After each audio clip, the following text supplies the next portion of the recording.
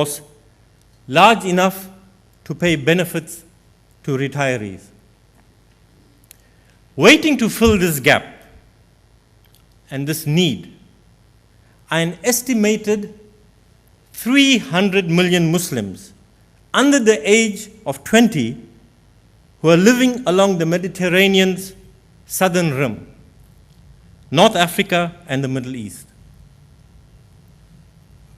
Most of these young people live in developing countries such as Algeria, Morocco, Egypt, and Syria, where sluggish state-dominated economies are not creating jobs nearly fast enough to employ most of them. Europe's demand for young workers and the Islamic world's excess supply of people are likely to increase the flow of migrants from the south to the north. So this is the global perspective that we have of Europe and its Muslim population. Let's come to the UK. At Afkar, we've done extensive research. We've traveled the length and breadth of the UK. We've mapped the Muslim communities. And we found this is the breakup and breakdown that we are presented with.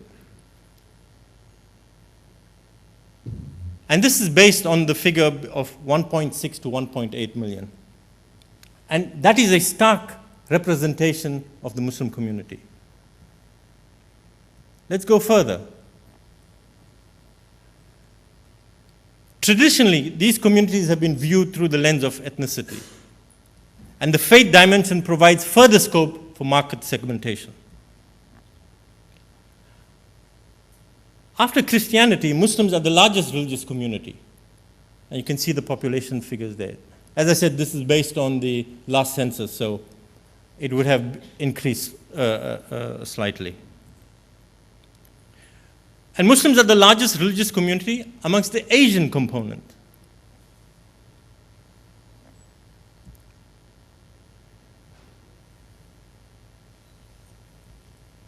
Muslims are more ethnically diverse than other religious groups.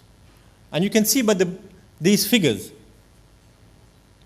it has direct implications on the way and the method you provide opportunities and marketing to these communities. It's a question of language, question of how nuanced is your message. I mean, I remember in South Africa, we had to do a project, and South Africa has 11 official languages. So every printed material had to be translated in 11 languages. That's besides the other minor languages that people speak. Fortunately here, English is the predominant language, and then you have this whole host of other languages that one has to concentrate on.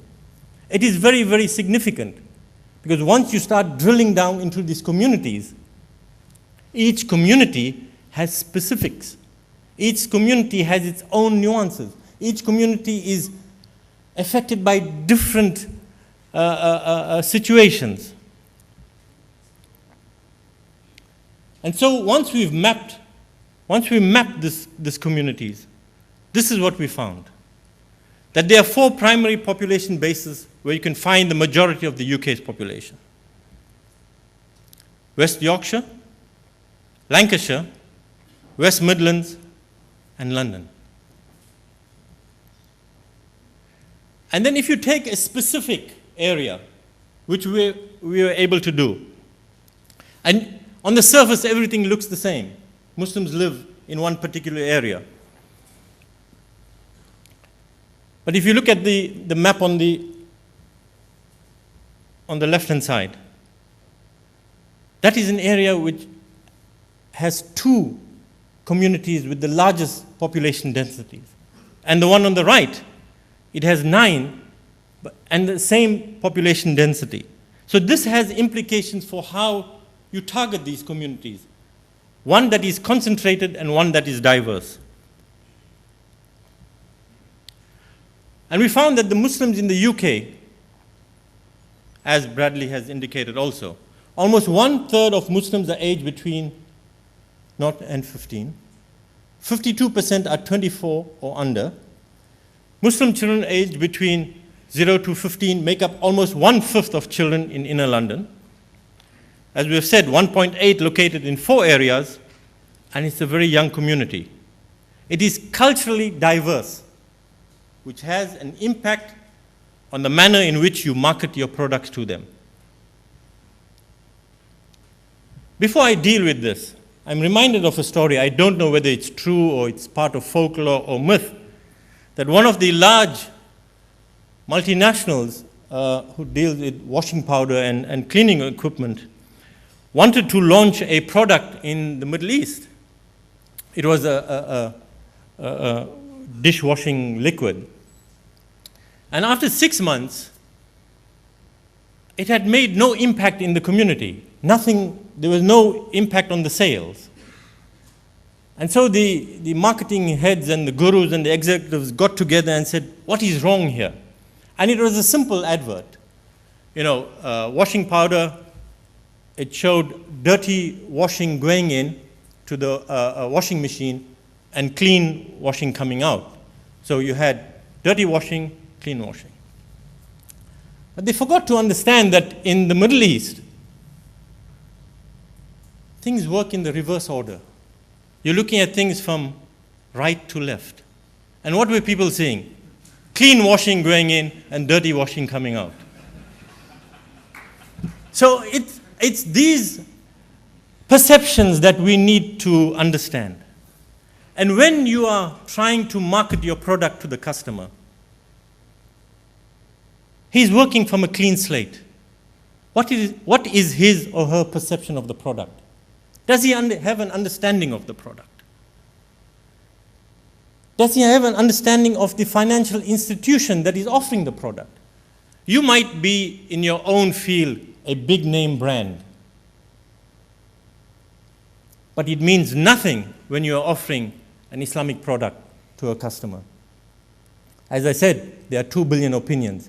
And trust me, he or she has an opinion about your product. Don't forget that.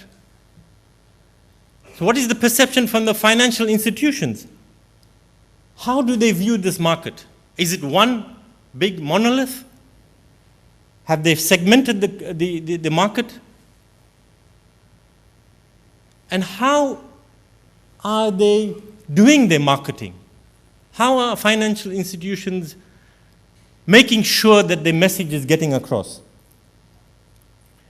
As I said, if you are relying on traditional, conventional means of marketing your product, you are wasting your time. Our research has shown that people have no confidence, don't have trust, unsure of what is being offered.